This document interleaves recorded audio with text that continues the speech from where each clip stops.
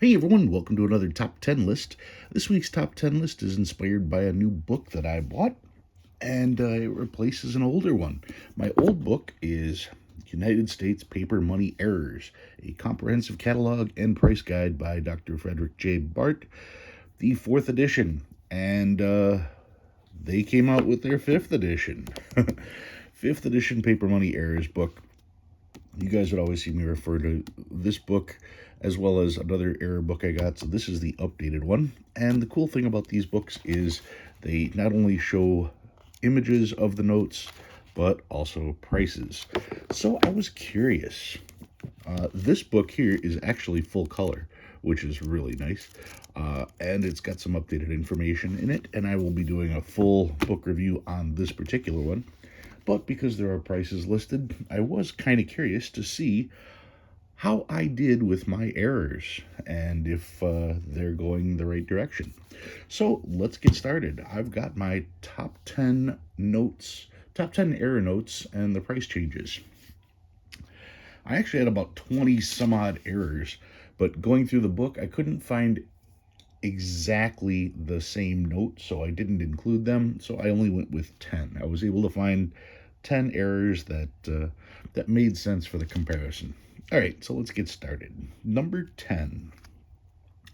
Starting off here with a gutter fold. This is a $10 bill with a gutter fold. And what happens is when the paper was printed, there was a fold in the paper to start with, and the note got printed, and then the note was pulled apart, revealing that gutter or that channel where there's nothing there. Now, it's interesting because if you look at the back of the note, there is a crease, but the back of the note was printed fine. So there was no fold in the paper when this was printed. It's when they went over to this side that the fold then took place. And this most certainly is an error. Now, according to the old book, this note was anywhere from 75 to 150 bucks. And in the new book, this one is now $100 to $250. So a little bit of an increase there. I'm just going to go on the low side and say it went from 75 to 100 bucks. That one is number 10. Number 9. This is a faulty alignment. It's a misaligned note, and the reason for that, put this down. The back of the note, if we look at this, is centered just fine. The border is almost completely even all the way around. If we look at the front of the note, this border is pretty close as well. But then the third printing, where you have the seals and the serial numbers, that is definitely off. So when they tried to align this note for the third print, it didn't cut it. This one actually has the grease pencil mark showing that it was marked as an error, yet somehow it still got into circulation. That's why errors are worth money. They're not supposed to get out into circulation, especially when they're marked like that. Now, the misalignment error in the old book was $75 to $250, and in the new book, it jumped up a little bit. This note here is now listed for between $250 and $500. So yeah, that was a good one to find. But once again, for it to be an actual error, there has to be a portion of the print blocking another portion. Like right here, you can see the serial number is so far down, it's going over Washington, D.C. You can see here this black one is over this print. This black one is over here. So yeah, there's all kinds of reasons for this to be an error. You're going to see this seal move all over the place, but unless you've got some of the other elements showing how far off it is, you're not going to find any value. All of that is well in compliance with the margin of error for the note itself. Once one print interferes with another print, though, that's when you've got an error. So that one is number 9. Number 8, I have an ink smear. Big old ink smear on here. This one's actually considered a moderate ink smear. And the moderate ink smear, in the old book, the moderate ink smear started out at $55 and went to about $125. The new book listed them at about $50 to $125, so a slight decrease. What that tells me is that there's either a lot more of these out there than people realized, or it's just not that dramatic. So people, as much as this one is, yeah, um, a lot of people will also call ink smears that are just marker or something like that, which leads to a lot of distrust. That's part of the explanation as to why the price would go down just a little bit. But yeah, on the low side, it went from 55 to 50, a whole $5. High side stayed the same at 125. And with an ink smear, you're going to notice that as dark as that is, that's pretty dark, it does not bleed through the bill because it is not water based, it's oil based.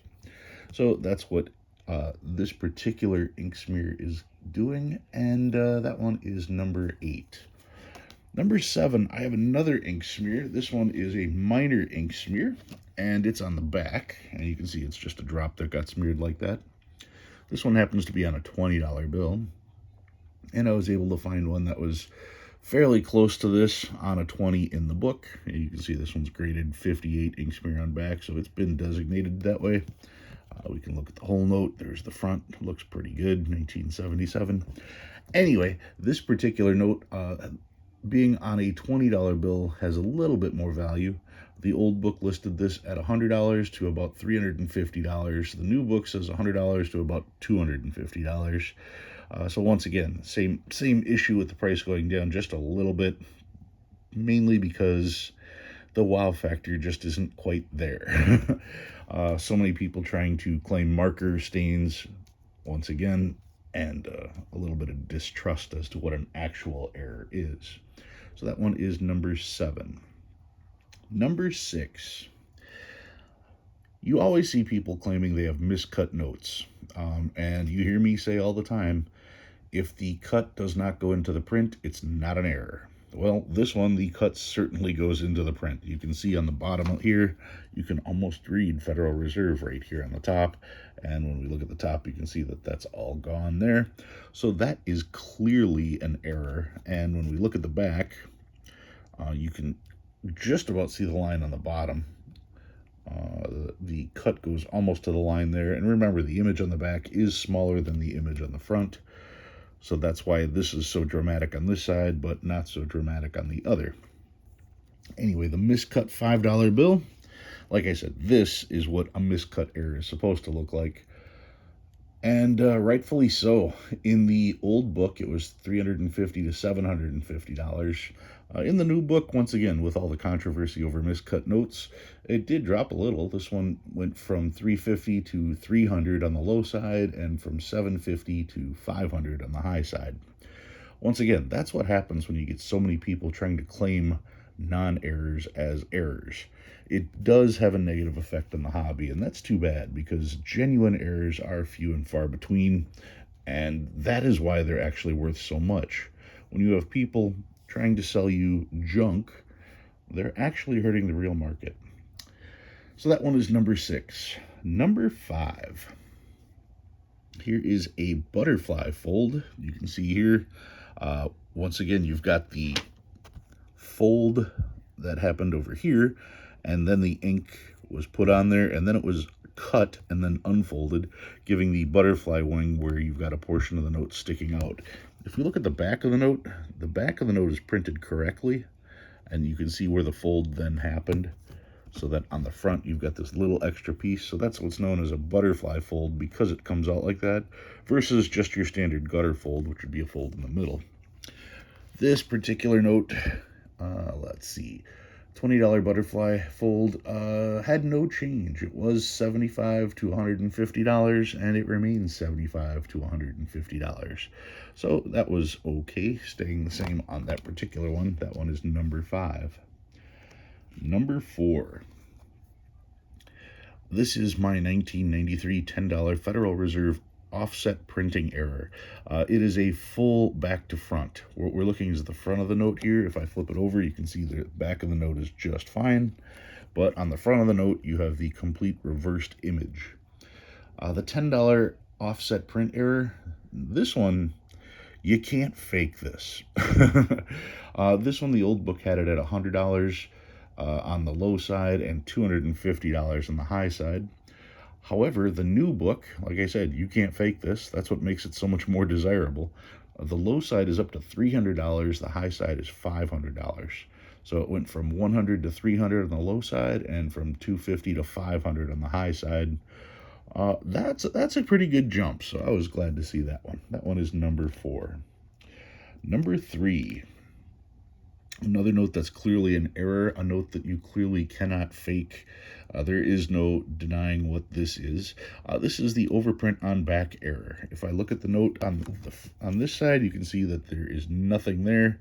When they did the third print, they put the sheet in backwards, so you have the serial number and the seals all on this side instead of being on the front. The overprint on back error in the old book was $400 to $650. This one in the new book is $500 to $850. So yeah, once again, a note that you can't fake, and it sees big gains. We went from 400 on the low side to 500, and we went from 650 to 850. So yeah, that was a pretty good one. That one is number 3. Number 2. Here's a blank piece of paper. No, this is actually a $20 bill. This particular one is from 1981. And when they printed the first print, the back, this piece of paper got stuck to the back of another one, and this note did not receive any ink. So this is known as a missing first print, and it's completely missing. There is nothing there. That's why I'm pretty certain that the page is stuck together. The missing first print note, this particular one, in the old book, booked out at 350 on the low side, 650 on the high side. The new book upped it a little bit, well, actually upped it quite a bit, from 350 on the low side to 500 on the low side. And the high side went from 650 all the way up to $1,200. Once again, you cannot fake stuff like this. You don't see the scammers trying to sell you notes like this that they find in every single strap that they search. This is a legitimate error. Not that this isn't a legitimate error, but you can see how the scammers have bastardized this note and really hurt its value. Whereas when you have stuff like this, well, there's not much they can do to hurt that one. So that one is number 2. And finally, number 1. This is one of my favorites. This is a mismatched serial number. You can see that on the left it says J361, and on the right it says J351. So the mismatched serial number. This one was a little tougher to figure because they didn't list. They listed this exact year in one book, but they did not list it in the other book. In the old book, they listed this exact note at $400 on the low side, $750 on the high side. In the new book, they listed a $5 bill, a modern $5 bill, I should say, one of the monochrome ones. That one was listed at $1,000 on the low side, $2,200 on the high side. But just for another comparison, I checked out a $1 bill that had the same price in the original book. And in the new book, that one was $450 on the low side to $800 on the high side, which is probably closer to what this one is. So you're talking a gain of about $50 or so, from $400 to $450, and then $750 to $800. I still think that this is cool, and I will probably get this sent in. I'll send it in for grading just because I want to make sure it stays in this condition. Very, very cool note from my collection. And that one was number 1. All right. If you learned anything new, go ahead and hit that like button. If you like what you see and you want to see more, please subscribe. Love reading all your comments. Guys, thanks for watching. I'll see you next time.